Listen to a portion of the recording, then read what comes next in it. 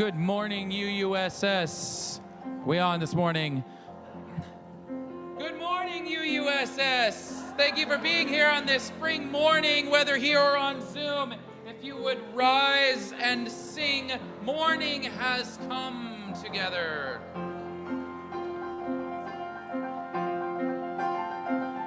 Morning has come, arise and greet the day. Dance with joy and sing a song of gladness. The light of hope here shines upon each face. May it bring faith to guide our journey home.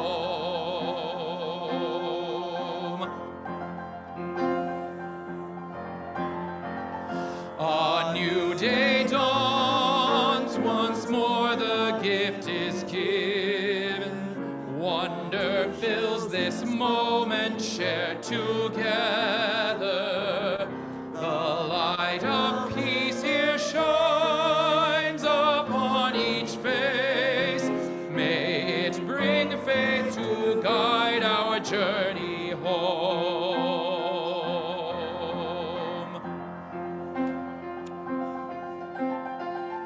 Open our eyes to see that life abounds. Open hearts to welcome it among us. The light of love here shines upon each face. May it bring faith to guide our journey home.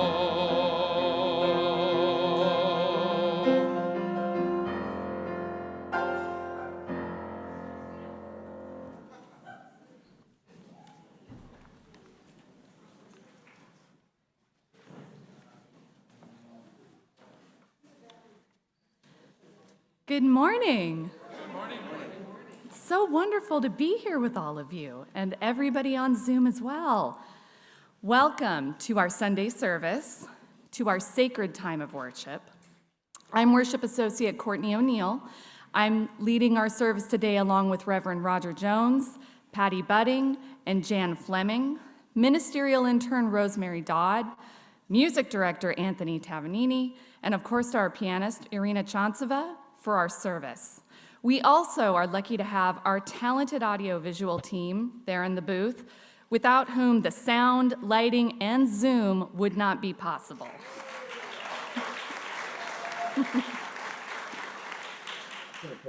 Our service is entitled A Faith Worth Living For, Inspirations from Our Polish Forbears. Whether you are here in person or participating online, we are so glad that you are here. Whoever you are, wherever you are on your journey, we welcome you. The mission of our congregation says, we come together to deepen our lives and be a force for healing in the world. Toward this end, we honor the Nishanan, Southern Maidu, and Miwok peoples for their enduring commitment to this land where UUSS exists. They have never left, ceded, nor ceased to care for this land. If you're on Zoom, make sure to click on the link in the chat to view the order of service. There are so many ways to connect to this vibrant community. Each week, we have tables in the welcome hall where you can get connected and fill out a newcomer's form to receive our weekly message. And you can also do so online. Each week, the blue sheet and our message serve as a guide to our various programs. Can someone wave a blue sheet? Who's got a blue sheet we can wave? Make sure you get one of those. Thank you. On Zoom, stay after to chat in breakout rooms and get to know one another. Here in person, we will have coffee, tea, and many opportunities for conversation. Please take this chance to greet someone that you don't know or reconnect with someone that you haven't had the chance to talk to in a while. If you identify as a person of color or of mixed race, the People of Color Caucus is inviting you to join them on the patio today after service to meet for conversation, connections, and refreshments. You can also visit the connections table to find out more about future meetings, events, and how to contact the People of Color Caucus. And now, please take a moment to silence your cell phones and watches so that we can all be present for the service. And while we're all doing that, I'd like to invite up Sally White to talk a little bit about stewardship.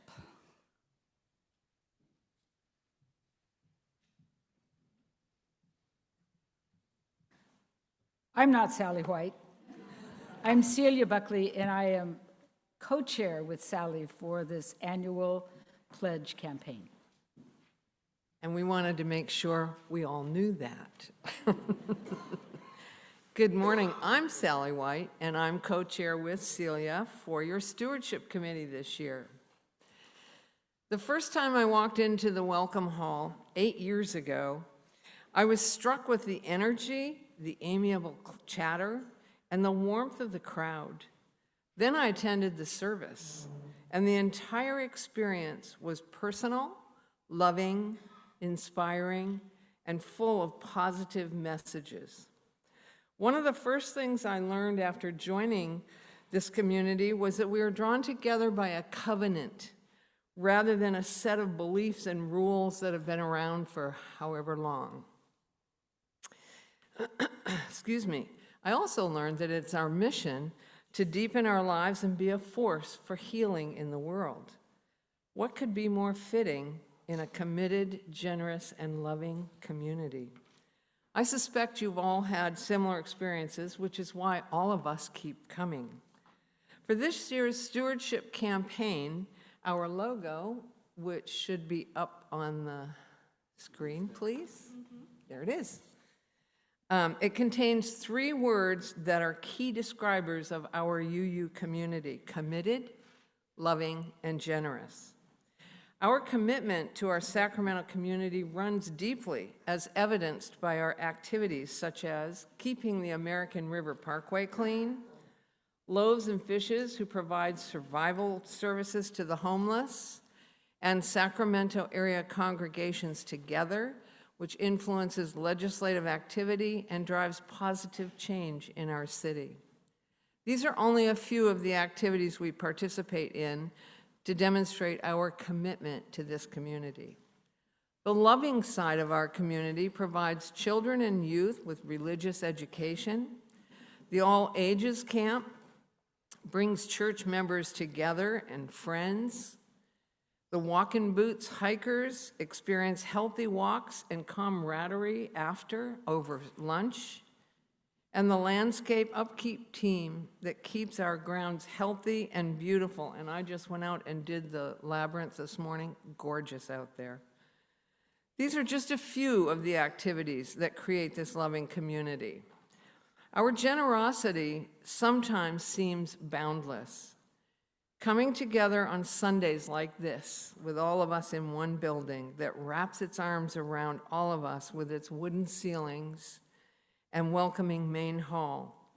The commercial kitchen, that's a place for gathering while preparing food for our events like the auction, Soup Sundays, and the various activities that we engage in. How lucky are we to have 2 ministers, a music director, a pianist, the technical support for our internet, and a service staff that keeps this place so clean, inviting, and in good repair, all because of the support that we all give through our pledges. This beloved building will remain in good shape and improved as needed, like the recent drive for the solar panels. The staff will be paid appropriately and continue to provide excellent service because we choose to support UUSS through our annual pledges. Last year during the stewardship campaign, I increased my pledge, and I will do so again this year because I'm able to. If you share my enthusiasm for this incredible community, I urge you to pledge as generously as you are able to during this year's campaign. And thank you for the generosity you have already shown and will continue to show. Thank you.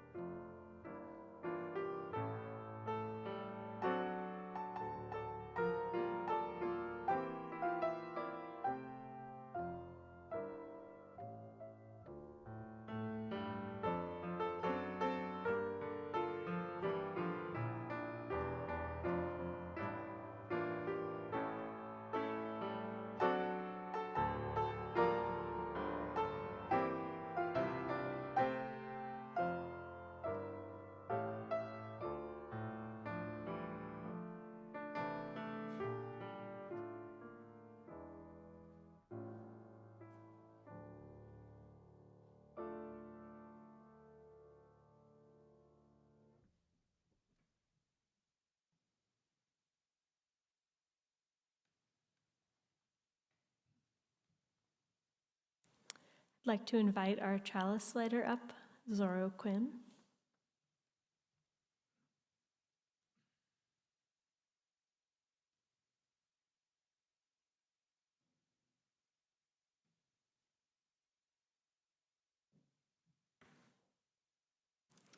This reading is by Margaret Kipe. As surely as we belong to the universe, we belong together. We join here to transcend the isolated self, to reconnect, to know ourselves, to be at home, here on earth, under the stars, linked with one another.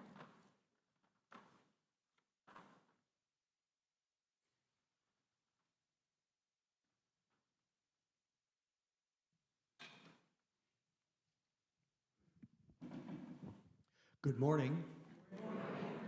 Before the children and middle school youth depart for their groups in religious education, I would like to share some slides with you. I'm Roger Jones, by the way, in case we haven't met. In September, I co-led a tour to Poland for a group of about 15 Unitarian Universalists. I was happy that our group included Patty Budding and Jan Fleming, 2 members from UUSS. Poland is a modern country, but many of its cities are hundreds of years old, so it has many beautiful old buildings. Polish cities are filled with cafes, with traditional food, as well as with new creations. We discovered this one. Jan loved seeing bikes everywhere in Krakow. However, for me, the cobblestone streets were bumpy enough to walk on, so I don't think I would like riding a bike on them. I did enjoy using city trams, trolleys, and commuter trains. The reason for our tour was to visit places where early Unitarians had lived nearly 400 years ago. They were called the Polish Brethren, and they existed as a movement from 1565 to 1658. This is a building from that history, a Unitarian chapel. The Polish Brethren would have a Sunday service and a Wednesday service and a Friday service in the lower level and meetings for discussion and prayer at other times. Their minister would live on the upstairs level. Some of the chapels are still in ruins, but others are being renovated by local governments with money from the European Union. Some of the chapels have been restored by people who now live in them as their homes. Those residents are not UUs, but they are people who care about their local architecture and history.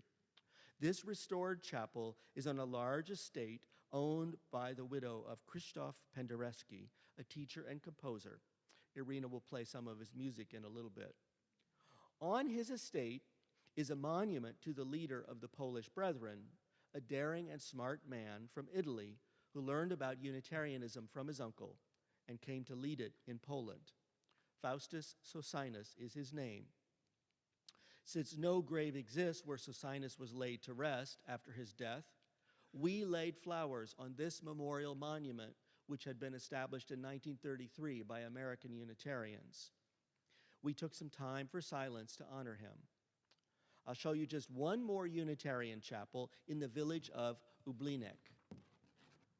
This is what it looked like after the Second World War, but you can see the doorway, and you can see that it has 2 or 3 levels. This chapel was built in 1632, nearly 400 years ago, and was used by a Unitarian congregation. Since it was renovated, it's now a 3-story home. It is owned by a woman who is an artist and a musician and an organizer in her community. She's not a Unitarian, but she invited our group to visit her home on a Sunday morning. After we all met her and met her neighbors, we sat down in her dining room and living room on the middle floor. Jay Atkinson, my co-leader, held a worship service for us. As we sang hymns, our voices echoed off thick stone walls and hardwood floors. It was moving to honor the legacy of the Polish Brethren in a building where they had lived their faith in freedom. Here's a picture of Patty and a UU minister in that lovely room. Our host had ordered lunch for all of us. stuffed Polish dumplings called pierogies. We enjoyed it after the service while talking with neighbors. It was delicious food and too filling if you eat too much of it. Our host is well connected, and she had invited the local mayor to come and speak to us about the town. Afterwards, a TV news reporter interviewed him outside. I'm not sure if it was the mayor who made it newsworthy or the busload of Unitarians on a pilgrimage. After we ate, we were treated to a concert of Polish folk songs by a chorus of children and youth wearing traditional costumes. The last thing you'll see is a short clip of one of their songs in front of her house, which 400 years ago was a Unitarian chapel and a minister's home.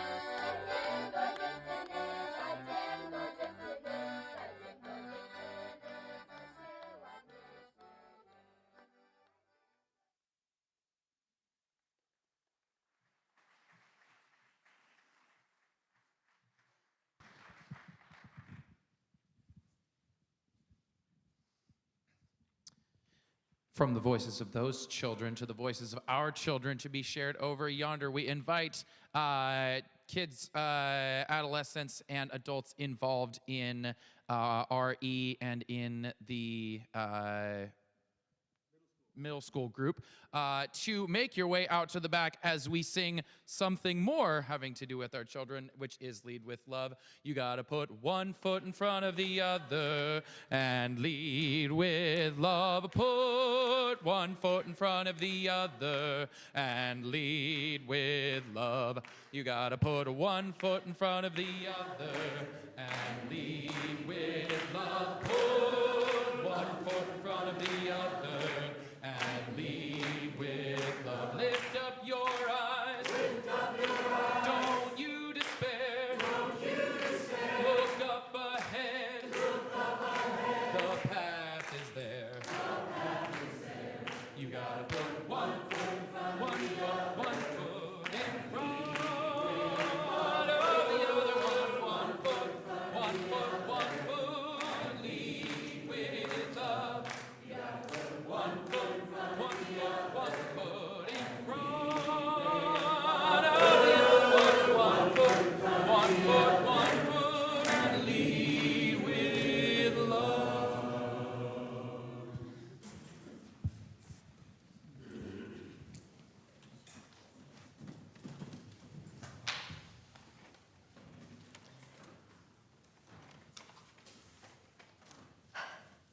I'd like to invite us all into a more contemplative, meditative space through some deep breathing.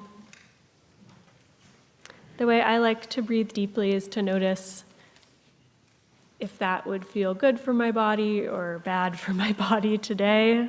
It's not always going to feel good. I put a couple hands on my chest to connect. Take a deep breath in, hold it as long as feels comfortable, and then breathe out. And go at your own pace until you can feel a little bit of tension start to ease.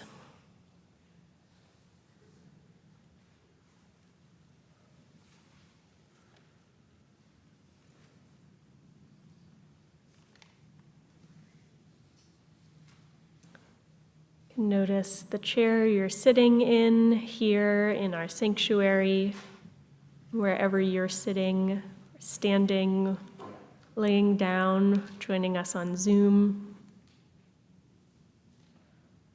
and know that you're part of a community holding intentional space together, to slow down, to be present.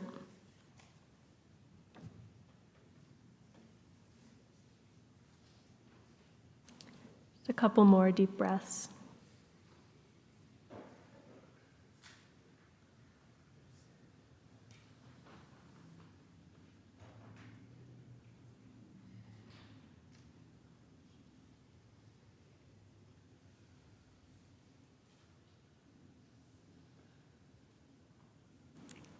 In this gathered community, we lift up joys and sorrows every week because we know that joys shared are brighter, they shine brighter, and sorrows shared are lessened. Today I bring a sorrow from Gina Gennari and Doug McDougall. Gina's sister, Patrice, died this week after a 2-year battle with cancer on March 21st. She shares that she's grateful the last 6 months of her sister's life were surrounded by her children, grandchildren, sisters, brothers, and friends. Her sister died peacefully with her children at her side.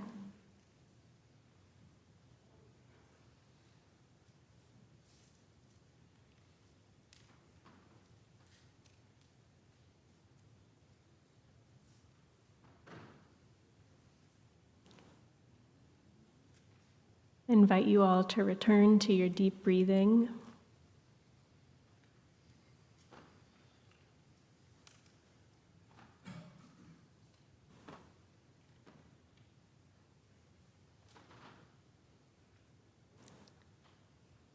And extend yourself the love and compassion of this shared community for whatever it is you're carrying on your heart today, joy or sorrow, if you're able to do so.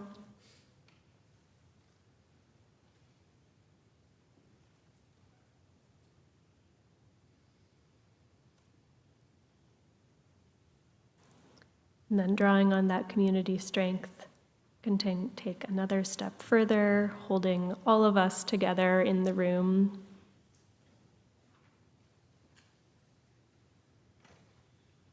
Moving out further into our Sacramento community, the joys and sorrows of our nation,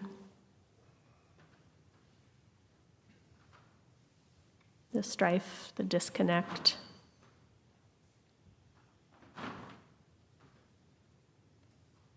the flowers of spring.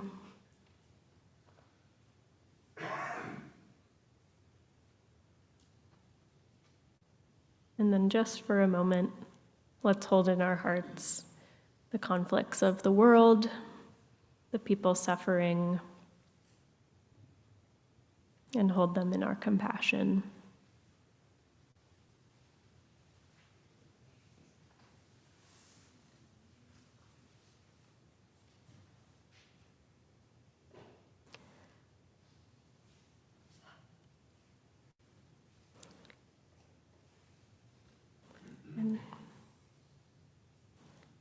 Now you can just join me in a moment of silent contemplation, deep breathing, and peace.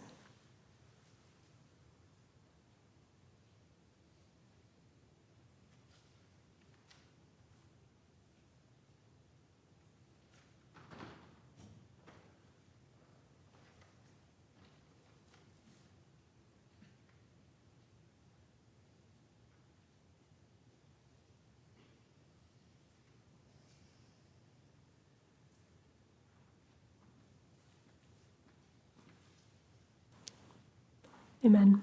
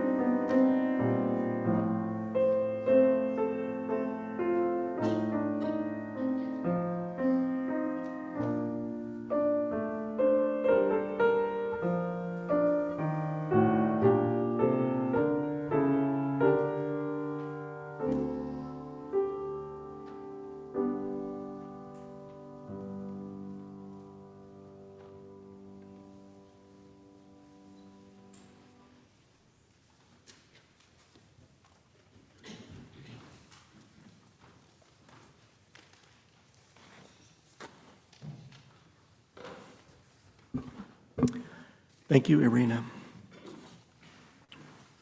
My sermon is in two parts. The longer part is the first part, which is now.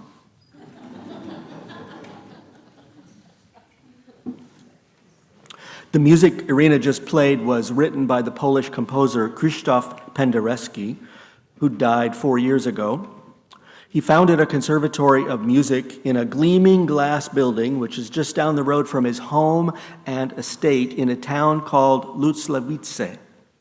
Penderecki's widow continues to live there, which is a 2-hour trip north of Krakow. In September, she allowed our group of Unitarian pilgrims to visit the massive gardens on her property. We wanted to visit this estate because in the late 1500s, the noble family who lived there provided hospitality to the leader of the Unitarian movement and protection when he was persecuted for spreading heresies. I was co-leading an international group of Unitarian Universalists on a tour of historic sites of the Polish Brethren. Actually, it was a pilgrimage. For me, what transforms a tour into a pilgrimage is what the experience can stir in us, what it shows us about what matters in our lives. Seems to be a little echo in here. Don't know if that's me.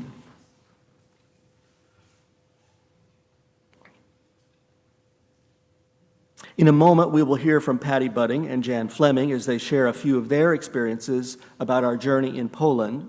But first, I want to tell you how a group of religious radicals emerged and flourished in Poland, how it ended, and how it left a legacy. Here is the background which made that movement possible. In 1569, the Kingdom of Poland and the Kingdom of Lithuania formed a union, making it the largest country in Europe. It was also the most religiously diverse country at the time. In Lithuania, most people were in the Eastern Orthodox Church, but it had a number of Jewish communities and Muslim communities. Poland was even more diverse. For example, it had the largest Jewish population in Europe. In the Christian world, the Protestant Reformation had begun in 1517 and spread from German lands into Poland. Even though Poland had a king, political power at the time was decentralized among the nobility, and each noble owned large areas of land. About half of the nobles stayed in the Catholic Church, and half became Protestant. Lutherans on the western side and Calvinists in the rest of Poland, plus Bohemian Brethren, Anabaptists, and our ancestors, the Polish Brethren. The intellectual roots of the Polish Brethren go back to the Renaissance in Italy. Since the late 1400s, the sons of Polish nobles had been studying at Italian universities. The young noblemen read books in many languages. They heard lectures, debates, and sermons from cutting-edge thinkers. In the words of historian Earl Morse Wilbur, after graduation, they returned to Poland saturated with the emancipating spirit of Italian humanism. One of these graduates was a young Polish man by the name of Peter Gonesius. At a conference on the Christian faith held by the Calvinist Church in Poland, Gonesius argued that the Holy Bible did not support the doctrine of the Trinity, so he could not accept the divinity of Christ. While this appalled most of the people there, it attracted more and more followers in just a few years. They continued arguing in public that Jesus was not the same as God, a prophet sent by God, or the child of God, but not the same as God. As more people proclaimed this heresy, they were kicked out of the Calvinist Church. So they created the Minor Reformed Church.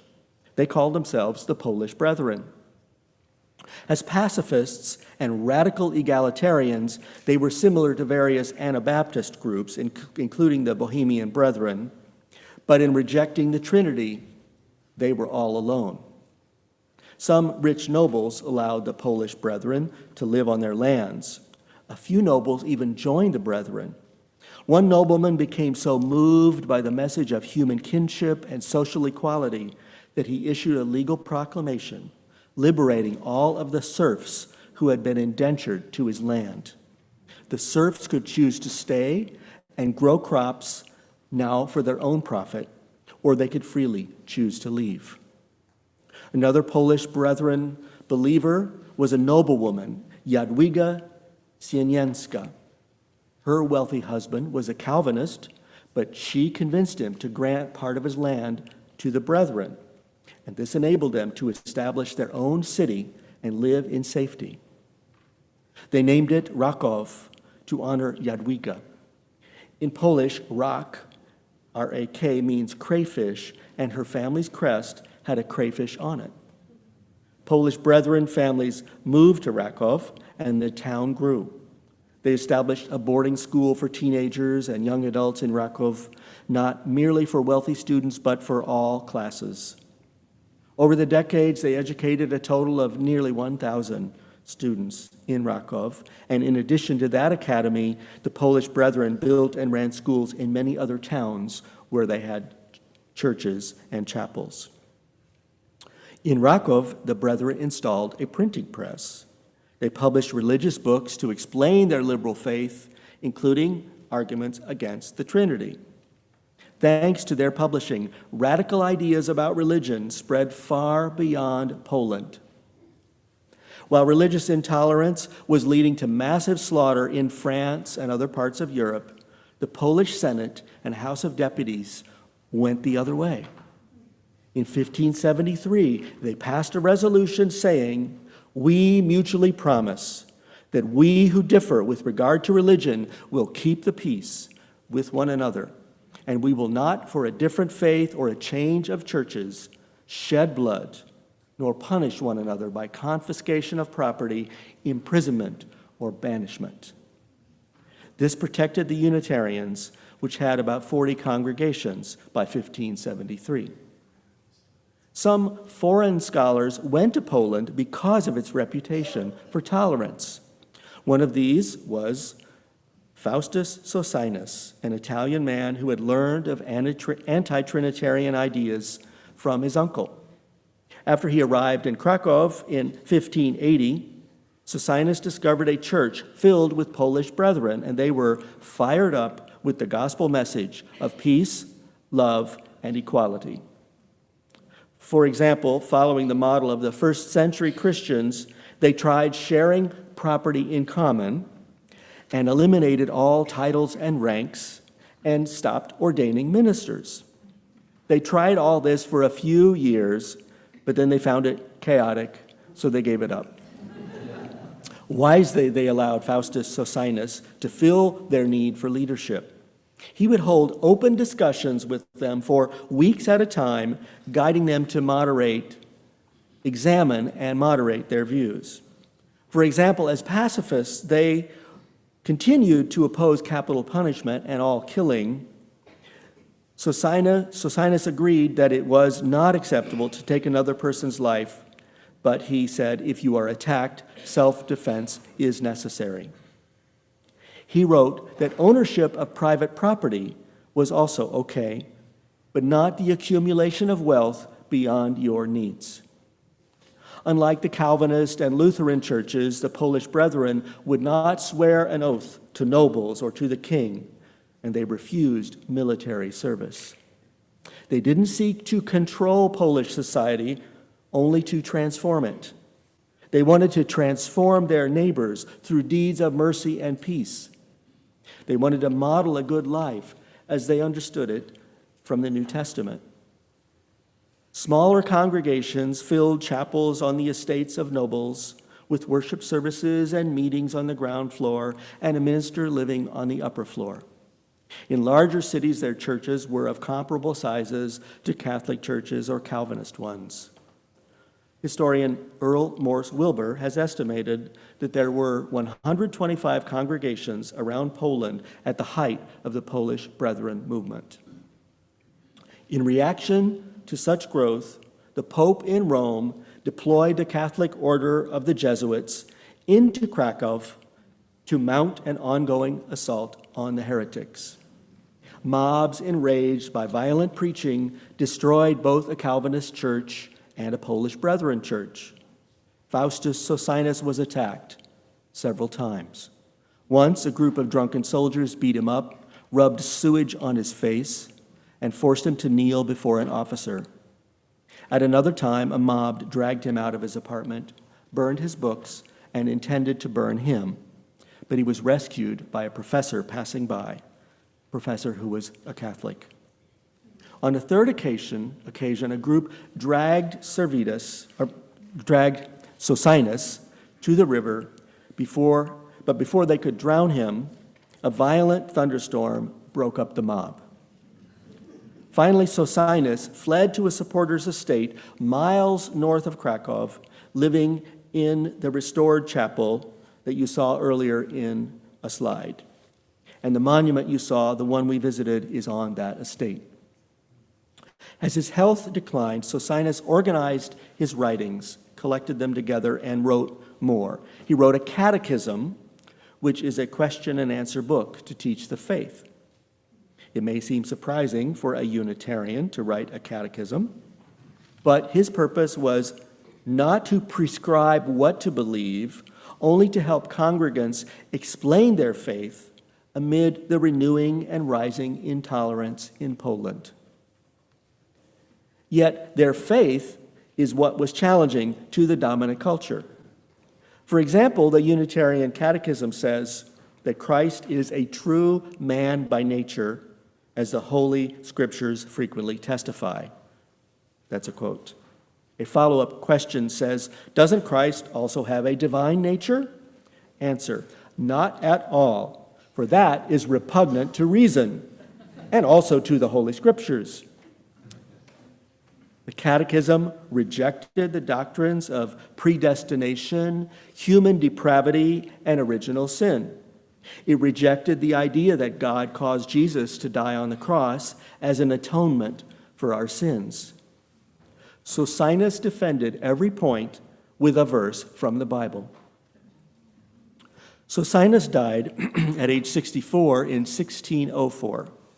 Over the next 25 years, the remaining church leaders published his books for a growing readership around Europe. They published editions in Latin, German, Polish, and Dutch. Liberal religious ideas spread to Hungary, Italy, Germany, and Holland. In London, King James I read the Catechism and called it satanic. England's Parliament had it burned.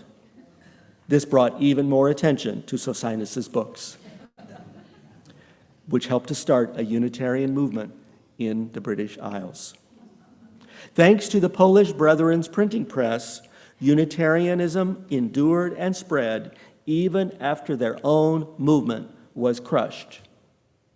And it was. Remember Poland's proclamation of religious freedom in 1573?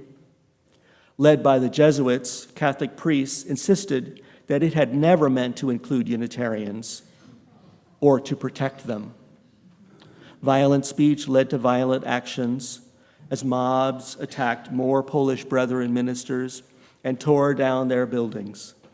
Towns began outlawing the church. Eventually, the whole country did. In 1638, the Unitarians were ordered by the Polish Senate and the House of Deputies to abandon Kraków within 4 weeks on pain of death. Their printing press was destroyed, so was their school. In Kraków, 2 years later, the Roman Catholic bishop laid a cornerstone for a new church on the site where the Polish Brethren Church had stood. In 1658, the Senate, King, and House of Deputies banished all the remaining Unitarians. It gave them 3 years to settle their affairs, move out of Poland, or convert to Catholicism. Many Unitarians were too poor to leave, so they converted. Some nobles received little compensation for their properties when they left. Some Unitarians tried to keep their congregations together in other countries, but within a generation or two, they no longer had a visible presence as Unitarians. Over a week's time during our trip last September, our group of UUs visited the sites where the Polish brethren built their big churches and smaller chapels. We gathered where they had gathered for discussion and worship services. We saw rare copies of books they had published about religion and social ethics. We saw the town they founded and prospered in, and the town from which they were expelled. We learned how they endeavored to live a life of honesty, goodwill, generosity, and peace. And we considered what their lives have to do with our lives. I said earlier that what turns a tour into a pilgrimage is what it stirs in us. A pilgrimage helps us to understand ourselves better. It invites us to learn about what matters in our lives. Whether we journey in far-off lands or in places near to us, may we have the grace and the courage always to be open to new insights. Now, after a musical interlude, we will hear from Patty and Jan, and then I will offer a concluding thought.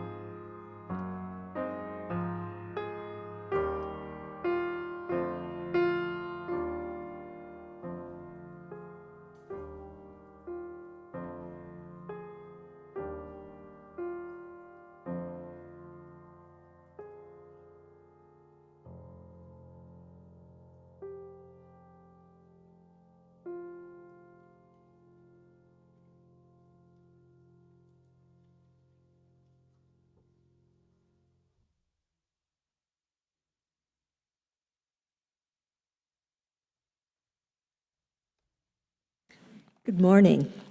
I'm Patty, and I just loved hearing Roger give us another overview of everything that we saw. I got goosebumps all over again.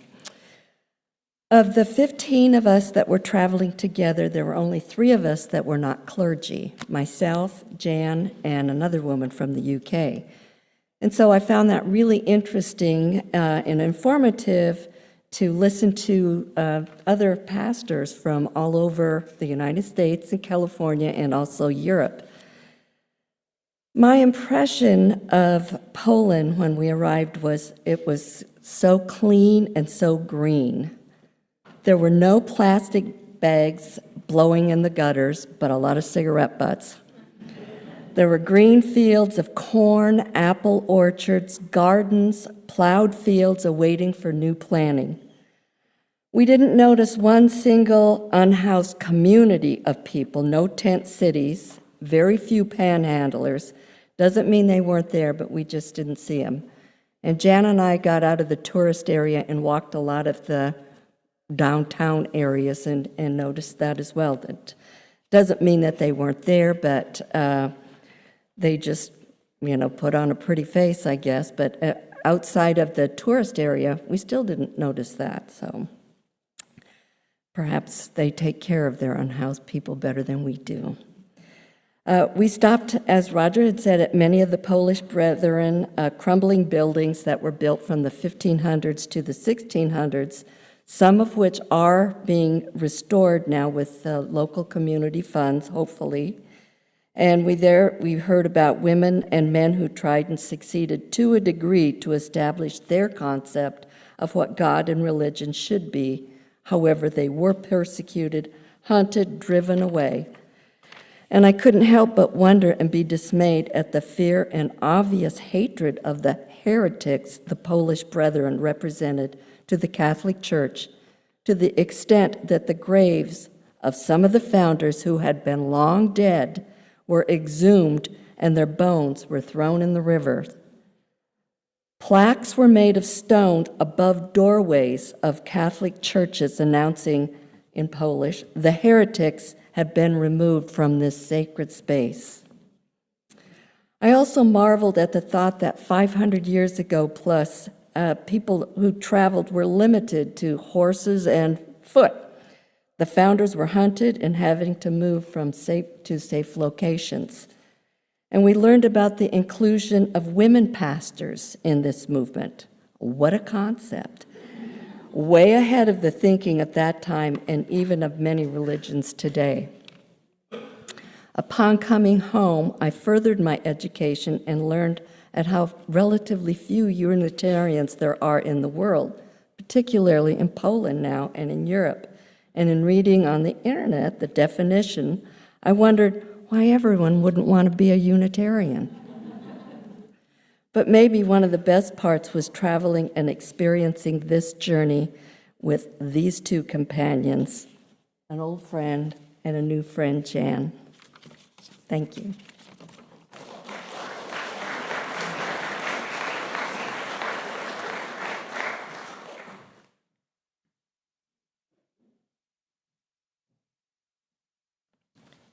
As we flew into Krakow, we saw rolling hills covered with beautifully manicured farms with end-of-summer crops. We stayed in the town square of Krakow. There was music, singing, dancing, and outside dining. In the morning, many people rode their bicycles to work. What a wonderful sight. I wanted to be on my bicycle too. We went to several villages and saw buildings that were built by Unitarians that remain from the 16th and 17th century. Poland wants to remember its history and has now prohibited any of these structures from being destroyed. Several buildings are converted to Catholic churches, but the history and historical plaques must be maintained, although they can say things like heretics that Patty mentioned. Arriving in the villages, we were always greeted by hosts and hostesses from the Historical Society that were excited and happy to share the history of the Polish Brethren. In one village, a nobleman who owned the town and all the land around it protected the Unitarians. The Catholic Church became a place of worship for the Polish Brethren. It later reverted to a Catholic church. Walking by this church, I noticed that an evening mass was being played on the outside speakers. It was quite loud and could be heard from some distance. As we walked through the neighborhood, we also heard loud music coming from one of the houses. Apparently, not everyone wanted to listen to the Catholic Mass. We traveled to the village of Raków. This was the village where Unitarianism began in the 16th century. It was quiet and peaceful. We were welcomed in the old manor house to meet with several people in the community. Our bellies were filled with homemade food, and we saw many historical items as we listened to stories. We were wholeheartedly welcomed by every historical center we visited. One of my favorite experiences occurred toward the end of our trip. Our interpreter at this historical center was a 16-year-old girl. She was dressed in traditional costume. After the presentation was finished, I engaged this girl in conversation. Her English was quite good, and she was very pleasant, making it easy to talk with her. I learned that the singing group to which she belonged traveled all over Poland, competing with similar groups. You saw that on a slide. Their group was one of the best. She was a junior in high school. She was a good student and planned to go to college. Her mother taught math, and her father was a firefighter. She wanted to be a firefighter just like her dad. Her family had 2 dogs, a few cows, several chickens, and a garden. Do you know how to get rid of tomato worms? She taught me that if you spray the tomato plant with milk, the worms don't like it. After talking about 30 minutes, it was time for us to go. As we said our goodbyes, she had tears in her eyes. Initially, I asked our hosts, "Are you Unitarian?" The response was always, "No, I'm Catholic." It wasn't until I reread the book, Rakowia, which was about Polish history, that I had a better understanding of the division of powers in Poland. It was easier to convert to Catholicism and remain a Unitarian at heart. I entered this trip with the hope that I would have a better understanding of Unitarian history, as well as the many different beliefs among Unitarians in the United States, as well as other countries. The other travelers, as well as my new traveling companion, Patty, provided an excellent sounding board. I returned with a new insight within myself, as well as the knowledge that this is the right place for me to be. Thank you.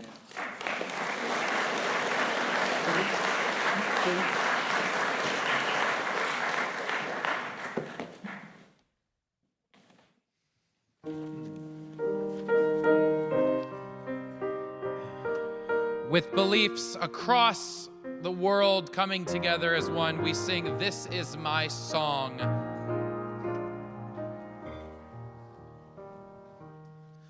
This is my song, O God of all the nations, a song of peace for lands afar and wide. This is my home, the country where my heart is. Here are my hopes, my dreams, my holy shrine. But all the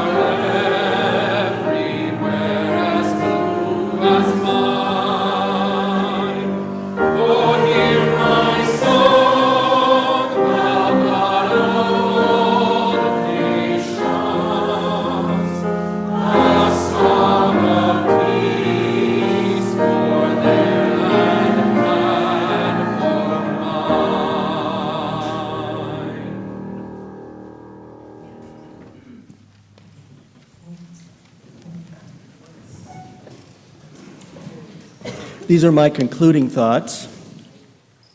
In these times, our times, as intolerance of ethnic and religious minorities rises again in Europe and the United States, it's important to remember that peaceful, is that mine?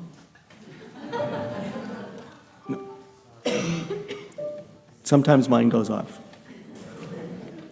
So in these times, as intolerance of ethnic and religious minorities rises again in Europe and the United States, it's important to remember that peaceful cohabitation among people of diverse identities has a long history in the Western world. Yet such peace is always precarious. The blessing of a free society cannot be taken for granted. The Polish brethren flourished in a time of toleration and freedom, but time ran out for them. Today, the city of Kraków has 200,000 people. Its downtown seems like a quiet place on a Saturday afternoon, except when the loudspeakers outside the Catholic Church are blasting the sounds of the Mass taking place inside, as Jan told us. Next to a small park with trees and flowers is a one-story building with a tile roof. It houses the Kraków Historical Museum. Its board members invited us to see their collection about their city's history because it connects us to our history. On the wall is a painting of the Unitarian leader Faustus Socinus and an engraved brass plaque with a biography about him.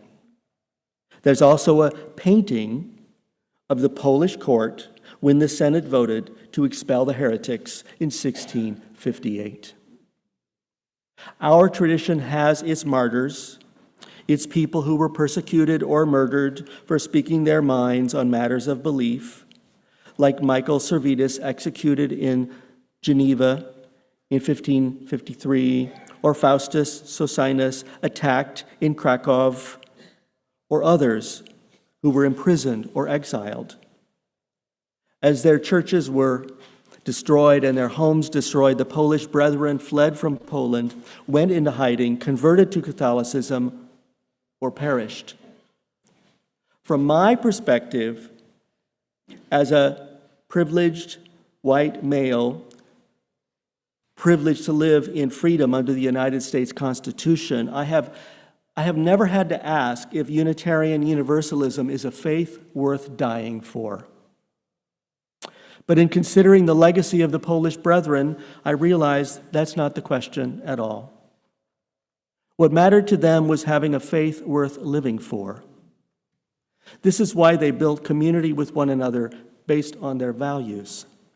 They wanted to live by the values of peace and self-restraint, compassion and generosity. This is why they argued over beliefs, but did not force them on others.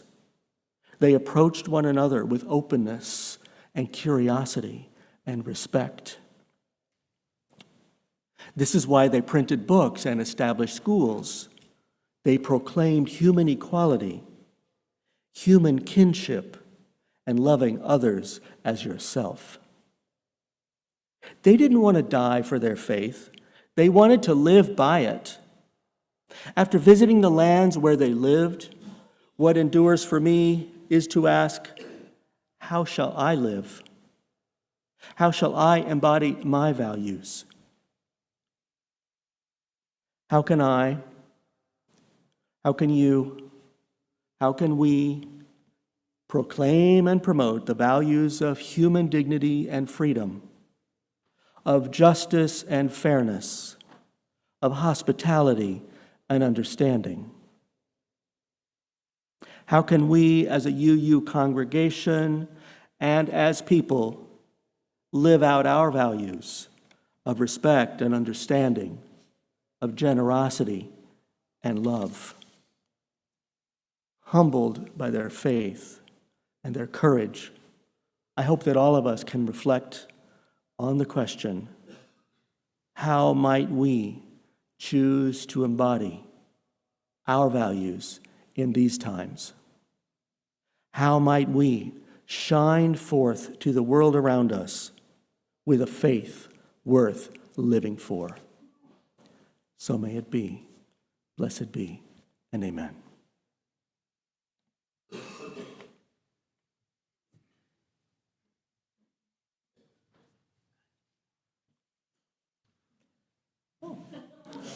Sorry. This congregation has a practice of giving away half of every Sunday's offering to an organization working for a better world, starting locally. Our community partner for the month of March is the Wellspring Women's Center. They're a new community partner this year. Wellspring's mission is to provide an environment where low-income women and their children can reduce isolation, recognize their inherent worth, and build self-esteem. In the Oak Park Firehouse, Wellspring's Drop-In Center is a trusted community gathering place. It offers nutritious meals to nearly 200 people every day.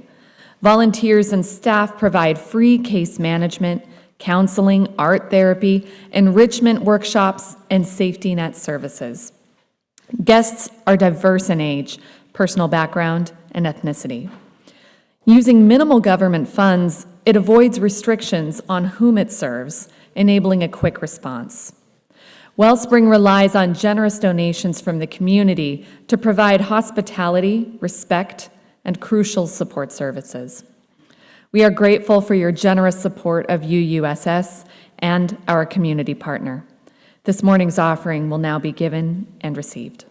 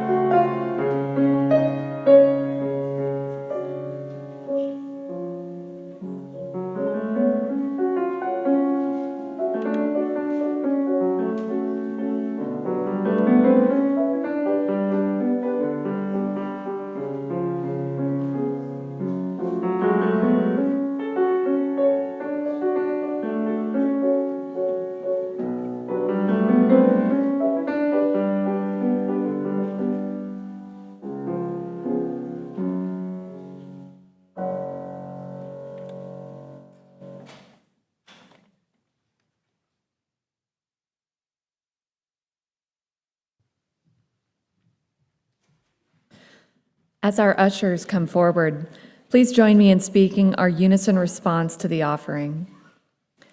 May generosity bless our world, and may gratitude nourish our spirit.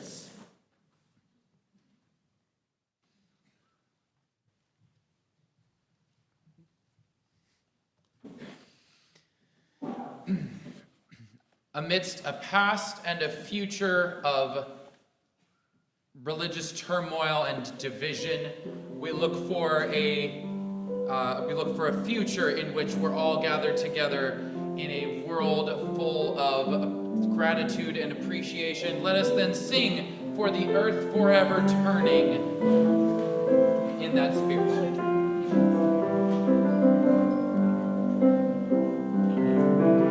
For the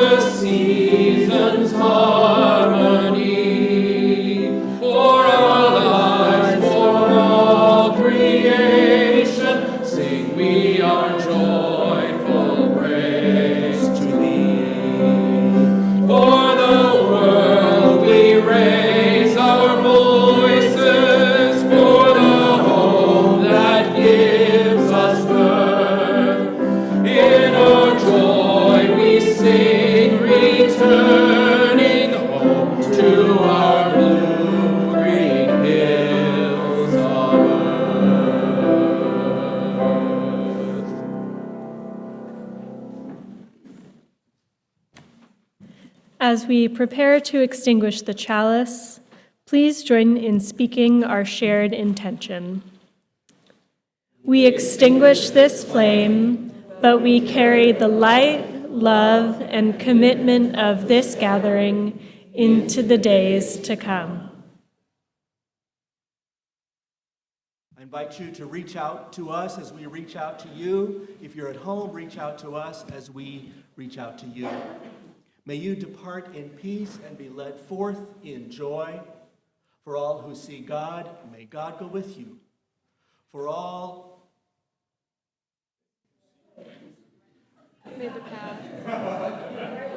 who embrace life, may life return your affection. And for all who seek a right path, may a way be found and the courage to take it step by step.